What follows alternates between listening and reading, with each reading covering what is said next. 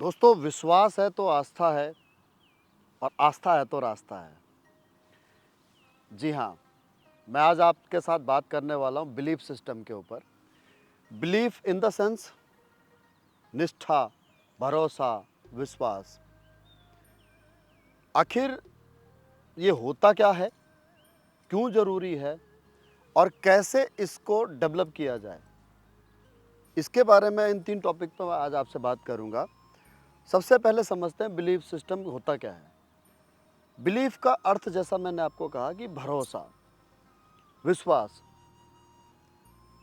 जब आप किसी भी चीज़ के ऊपर अपनी आस्था रखते हैं तो दोस्तों वहाँ होता है भरोसा। ज़रूरी क्यों है? अगर आपको किसी भी पर्टिकुलर चीज़ के ऊपर, संस्था के ऊपर, व्यक्ति के ऊपर अगर भरोसा नहीं होगा तो आपका जो जीवन है ना, वो बहुत ही कठिन हो जाएगा। लेकिन वहीं अगर आप अपने जीवन को सुगमता के साथ जीना चाहते हैं तो आपको इस शब्द की अहमियत अपने जीवन में समझनी होगी, जिसका नाम है बिलीफ सिस्टम। दोस्तों, बिलीफ सिस्टम ही जीवन जीने का मूल आधार है। जैसे अगर आप पर्टिकुलर किसी एक धर्म में विश्वास रखते हैं, पर्टिकुलर अगर आप किसी एक धर्म को मानते हैं, तो आपका उस धर्म में आस्था होना ज़रूरी है। फॉर एग्ज़ाम्पल, अगर हम बात करें हिंदू माइथोलॉजी के मुताबिक कि इस सृष्टि की रचना ब्रह्मा जी ने की। ब्रह्मा जी के ने सबसे पहले अपने 9 मानस पुत्रों को जन्म दिया और उन 9 मानस पुत्रों में से मारीची एक हुए और मारीची के आगे चल कर के एक पुत्र हुए महर्षि कश्यप। और महर्षि कश्यप ने दक्ष प्रजापति के बेटियों के साथ विवाह किया और इस प्रकार से आगे संसार बढ़ा। ऐसे और भी बहुत हिंदू मैथोलॉजी में बहुत सारी पौराणिक कथाएं हैं। जैसे समुद्र मंथन की अगर हम बात करें तो समुद्र मंथन में 14 रत्न निकले, जिसमें विष से लेकर के अमृत के बीच में आपके घोड़े, हाथी, गाय सहित और अन्य भी रत्न निकले और जिनकी वजह से ये पूरा संसार आगे बढ़ा। अब लिटरली जो हिंदू धर्म में आस्था रखते हैं वो इस बात को मानते हैं कि ब्रह्मा जी एक मात्र जो है कि परमपिता परमेश्वर हैं, जिन्होंने इस सृष्टि की रचना में सबसे बड़ा योगदान दिया। उसके बाद भगवान विष्णु, उसके बाद में अन्य देवता और ऋषि मुनियों, महर्षियों के वजह से आज ये संसार आगे बढ़ रहा है। लेकिन वहीं अगर मैं बात करूं दोस्तों पश्चिम के देशों की, तो पश्चिम के देशों में जो हिंदू धर्म में, जो हिंदू माइथोलॉजी के अंदर जो बातें बताई गई हैं, इनको सिरे से नकार दिया गया और कहा गया कि ऐसा कुछ नहीं होता है। जब इस सृष्टि की रचना हुई तो सबसे पहले पूरे चारों तरफ इस सृष्टि में अगर बात करूं पृथ्वी की, तो चारों तरफ पानी ही पानी था। एक साइंटिस्ट हुए पश्चिम के मशहूर डार्विन, जिनके बारे में आपने कहीं ना कहीं 10th 11th में बायोलॉजी में पढ़ा होगा, साइंस में पढ़ा होगा। डार्विन ने एक अपनी थ्योरी बनाई जिसे हम डार्विनवाद हिंदी में या डार्विन थ्योरी के नाम से जानते हैं। और उस थ्योरी में ये बताया गया कि सबसे पहले एक ऐसे जीव का पानी में उत्पत्ति हुई, पानी के उस एनवायरनमेंट की वजह से, जो जिसके में रीढ़ की हड्डी नहीं थी, जो ज़मीन पे नहीं चल सकता था, जो पानी में रह सकता था। उसके बाद में धीरे धीरे कालांतर में चल करके एक ऐसे जीव की उत्पत्ति हुई जो पानी में तैर भी सकता था और ज़मीन में चल भी सकता था। फिर उसके बाद में एक ऐसे जीव की उत्पत्ति हुई जो 2 पैर 2 हाथ वाला था, एक मनुष्य के आकार का था, लेकिन वो बहुत छोटा था, ड्वार्फ था। फिर उसके बाद में एक ऐसे मानव का जन्म हुआ जो कि विकराल रूपी था और जो मांसाहारी था। अब ये डार्विन थ्योरी कहती है। तो जिसने साइंस पढ़ी या जो साइंस को मानता है, जिसको साइंस का नॉलेज है, वो इसी थ्योरी को जो है कि अपने जीवन जीने का आधार मानता है। वो नहीं मानता कि कोई भगवान होता है, कोई ब्रह्मा, कोई विष्णु महेश होते हैं। लेकिन वहीं पर अगर मैं बात करूं दोस्तों विष्णु पुराण की, तो विष्णु पुराण में जो विष्णु के यूं तो 24 अवतार हुए हैं, उनमें से जो 10 मुख्य अवतार हैं, उनमें सबसे पहला अवतार भगवान विष्णु का माना जाता है मत्स्य अवतार। अब डार्विन थ्योरी से इसको कनेक्ट कीजिएगा। डार्विन थ्योरी कहती है कि पहले जीव की उत्पत्ति जो हुई वो आपके पानी में रहने वाला था, और विष्णु पुराण भी यही कहते हैं मत्स्य अवतार, यानी कि पानी में तैरने वाला मछली। उसके बाद में भगवान विष्णु ने कूर्म अवतार लिया। कूर्म मतलब कछुए का अवतार लिया। जब समुद्र मंथन हुआ तो समुद्र मंथन में जब मृदांचल पर्वत को एक बेस चाहिए था, और सभी देवताओं ने जब भगवान विष्णु से प्रार्थना की, तो भगवान विष्णु ने उसका उपाय के रूप में कूर्म अवतार लेकर के और मृदांचल पर्वत को एक बेस दिया जिसके ऊपर समुद्र मंथन किया गया। तो डार्विन थ्योरी कहती है कि पानी में तैरने वाला और ज़मीन में चलने वाले जीव की उत्पत्ति हुई मछली के बाद में, मछली जैसे जीव के बाद में। तो जो कूर्म अवतार यानी कि कछुए का जो अवतार है वो भी यही कहता है कि कछुआ पानी में भी तैर सकता है और ज़मीन में भी चल सकता है। देयरफॉर भगवान विष्णु ने वामन अवतार लिया, और वामन अवतार लेने की वजह आपको सबको पता है कि राजा बलि जो बहुत दानवीर थे और वहीं जो है कि बहुत ताकतवर भी थे, तो उनसे जो है कि दान में पूरे ये आपके पृथ्वी लोक को लेने के लिए, और उन्होंने जो है कि वामन अवतार लिया भगवान विष्णु ने। उसके बाद में भगवान विष्णु का हुआ आपका नरसिंह अवतार, जो हिरण्यकश्यप के संहार के लिए उन्होंने उस अवतार को लिया। अब वामन अवतार जो था वो डार्विन थ्योरी की वो ड्वार्फ वाले जीव की एक प्रकार से आप ये कहें कि भाई परिभाषा समझें आप उसका, डार्विन थ्योरी का ड्वार्फ मैन, और आपके विष्णु पुराण में भगवान विष्णु का वो अवतार जिसमें उन्होंने वामन अवतार लिया था।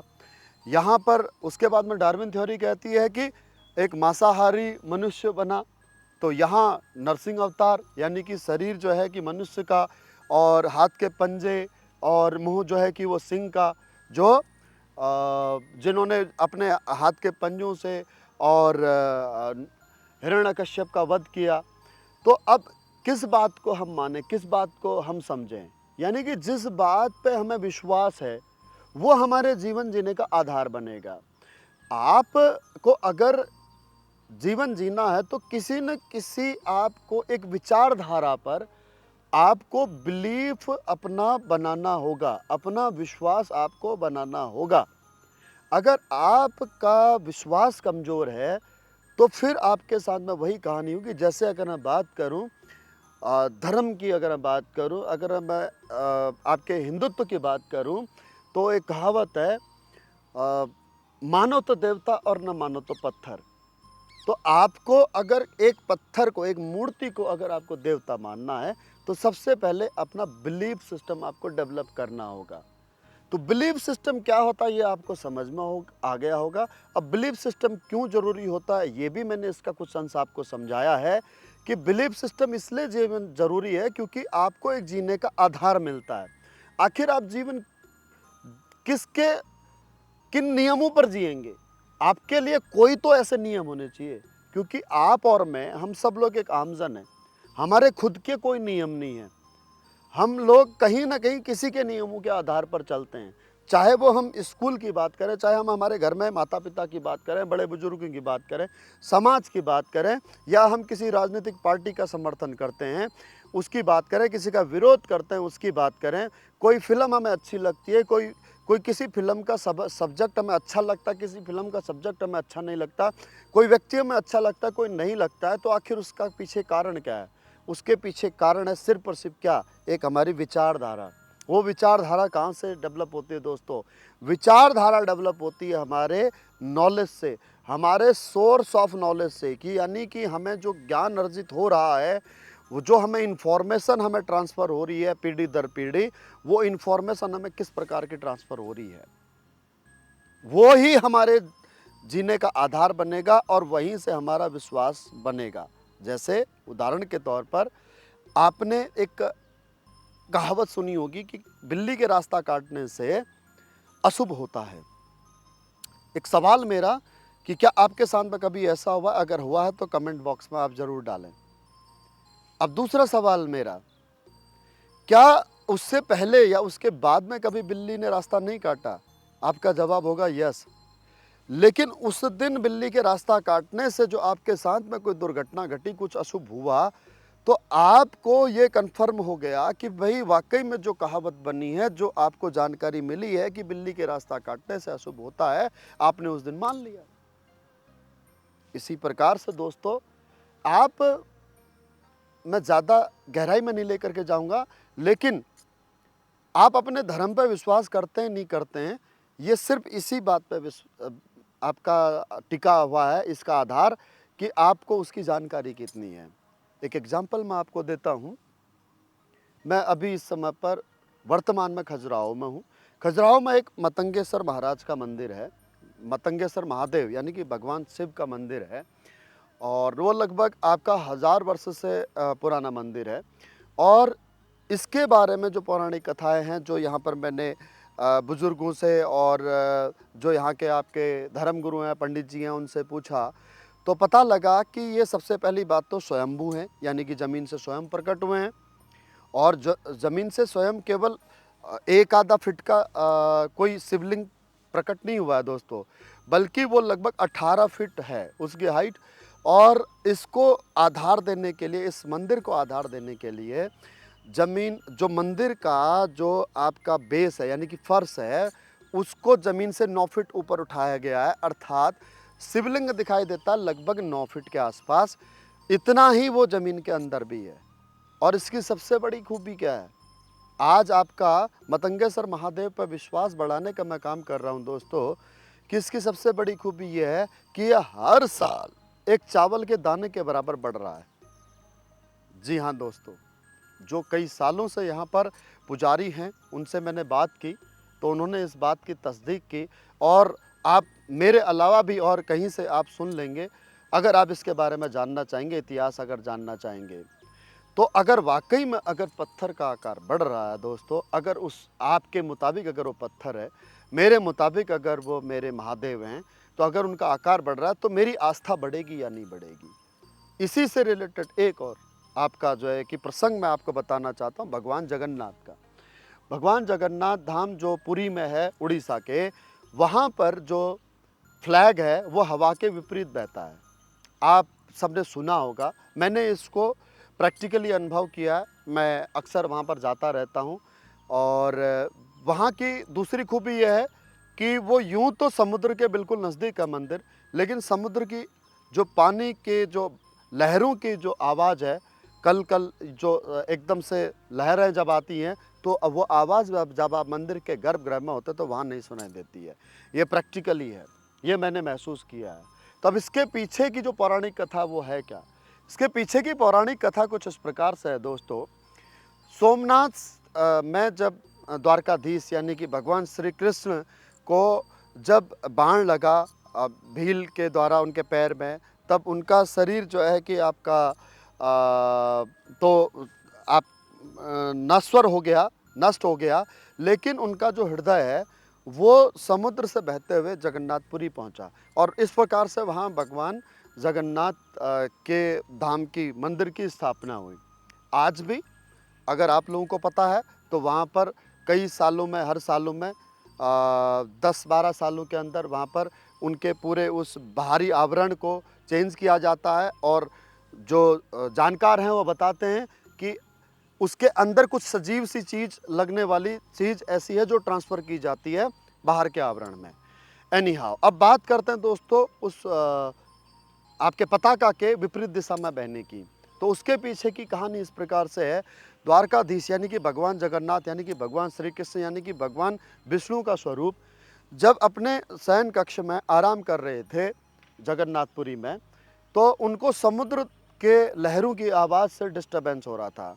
तो द्वारकाधीश के जगन्नाथपुरी के जो अंगरक्षक हैं जगन्नाथपुरी में, वो हैं हनुमान जी। उन्होंने हनुमान जी को आदेश दिया कि हनुमान, ये समुद्र की आवाज़ मुझे डिस्टर्ब कर रही है, जाओ समुद्र देव को बोलो कि अपनी आवाज़ कम करे। तो हनुमान जी गए, समुद्र देव से विनम्र प्रार्थना की कि आपके इस आवाज़ से जगन्नाथ भगवान के दर्शन निद्रा में खलल पड़ रहा है, तो आप इसका कोई उपाय करें। तो समुद्रदेव ने कहा कि देखिए मेरे पास इसका कोई उपाय नहीं है। मैं मेरा जो व्यवहार है वो है बहना। तो मैं तो बहूँगा, मेरी आवाज़ वहाँ तक पहुँचेगी। मेरी आवाज़ मेरे बहने की वजह से नहीं पहुँच रही है, बल्कि हवा के वेग के, पवन के वेग की वजह से पहुँच रही है। तो बेहतर होगा आप पवन देव के पास जाएँ और उनको कहें कि आप बहना बंद करें। तो हनुमान जी पवन देव के पास गए और अपने पवन देव आराध्य से उन्होंने विनम्र प्रार्थना की कि आप बहना बंद कीजिए। तो पवन देव ने कहा कि ये तो मेरा व्यवहार है, मैं तो बहूँगा। तो अगर मैंने बहना बंद किया तो इस सृष्टि में जो हवा है वो सब तक नहीं पहुंच पाएगी और इस सृष्टि का विनाश हो जाएगा। लेकिन इसका एक उपाय है कि आप एक काम करें कि आप में वो क्षमता है, आप में वो ताकत है, आप में वो बल है कि आप मेरे वेग को रोक सकते हैं। हनुमान जी ने पूछा कैसे? पवन देव ने बताया कि मैं जिस दिशा में अभी मैं बह रहा हूँ, आप उसके विपरीत दिशा में चक्कर लगाना शुरू करें तो हवा का वेग आपके भगवान जगन्नाथ के कानों में नहीं पहुंचेगा, यानी कि समुद्र के बहने की आवाज़ उनके कानों में नहीं पहुंचेगी। तो हनुमान जी ने उनसे आज्ञा लेकर के और द्रुत गति में मंदिर के चारों तरफ और विपरीत दिशा में, हवा के विपरीत दिशा में द्रुत गति से चक्कर लगाना शुरू किया। और दोस्तों उसके बाद से लेकर के आज तक, अगर आज आप भी इसी आस्था के साथ अगर आप जाते हैं तो आप वहाँ पर जाकर के महसूस करेंगे कि समुद्र की आवाज़ आपको गर्भगृह में नहीं पहुँचेगी। और यही कारण है कि जो पताका है वो विपरीत दिशा में बहती है। तो आज अगर मेरी इस जानकारी से अगर आपका थोड़ा बहुत भी बिलीफ सिस्टम अगर बड़ा है भगवान के प्रति, धर्म के प्रति, भगवान जगन्नाथपुरी के प्रति, मतंगेश्वर महादेव के प्रति, ऐसे में और बहुत सारी बातें आपको बता देता हूँ। फिलहाल इन दोनों एग्जाम्पल के माध्यम से समझिए। तो अगर आपका विश्वास बड़ा है तो क्यों बड़ा है? मेरे द्वारा उपलब्ध कराई गई जानकारी की वजह से। यानी कि विश्वास होता है, डेवलप होता है दोस्तों जानकारी के वजह से। चाहे वो काली बिल्ली के रास्ता काटने का प्रसंग हो, चाहे मतंगेश्वर महादेव के चावल के दाने के बराबर हाइट बढ़ने की बात हो, और चाहे जगन्नाथपुरी में पताका के विपरीत दिशा में बहने की बात हो, ये विश्वास आपका, इसका जो आधार है वो है दोस्तों जानकारी। अब जहाँ विश्वास होता है, जैसा मैंने कहा, वहाँ आस्था होती है, और जहाँ आस्था होती है दोस्तों वहीं जीवन जीने का रास्ता होता है। तो अगर आपको जीवन को अपना सुगम बनाना है तो आपको अपने ऊपर, अपने भगवान के ऊपर, अपने आराध्य के ऊपर, जिसको भी आप मानते हो, मैं नहीं कह रहा कि आप किसी भी पर्टिकुलर मेरे कहने से आप किसी धर्म को या किसी भगवान को मानो, जिस भी आप महाशक्ति को मानते हो, जिसको भी आप, जिस पर भी आपको भरोसा है, उस पर ऐसी आस्था रखो दोस्तों, तो आपका जीवन बहुत सुगम हो जाएगा। जैसे अक्सर लोग कहते हैं कि मंदिरों में मूर्ति पूजा में क्या रखा है, तो दोस्तों मैं ये कहता हूँ कि मुझे नहीं पता कि आपको इससे क्या मिलता है, लेकिन मुझे सुकून मिलता है, पीस ऑफ माइंड मिलता है। मैं जब मंदिर में होता हूँ, जब मैं किसी भी बड़े धार्मिक स्थल पर होता हूँ, तो मैं बहुत सुकून वहाँ पर महसूस करता हूँ। अगर किसी को इस बात से आपत्ति है तो उसको क्या करना चाहिए? उसको ये करना चाहिए कि उसके बारे में अधिक से अधिक जानकारी जुटाओ। मीन टाइम अगर आपको अपने सिस्टम के ऊपर, मान लीजिए आप किसी ऑर्गेनाइजेशन का हिस्सा है, किसी कंपनी का हिस्सा है, किसी संस्था का हिस्सा है, अगर आपको उस पर भरोसा जताना है, भरोसा अगर आपको करना है, तो सबसे पहले आपको उसके बारे में अधिक से अधिक जानकारी जुटानी होगी। अगर आप किसी के सीनियर हैं या कोई आपका सीनियर है, आप किसी की टीम का हिस्सा है या कोई आपकी टीम का हिस्सा है, तो अगर आप चाहते हैं कि आपका कार्य सुगमता से चले, आपका जीवन सुगमता से चले, तो आपको अपनी संस्था, अपनी ऑर्गेनाइजेशन, अपनी कंपनी, जिसके साथ भी आप एसोसिएटेड हैं, उस पर आपको आस्था रखनी पड़ेगी, क्योंकि एक बिलीफ सिस्टम ही ऐसा है जो आपके जीवन को सुगम बना सकता है। इन्हीं बातों के साथ में मैं अपनी वाणी को विराम देता हूँ। फिर मिलेंगे एक नई वीडियो के साथ। तब तक के लिए धन्यवाद। पूरा वीडियो देखने के लिए आप सभी का बहुत बहुत आभार। नमस्कार।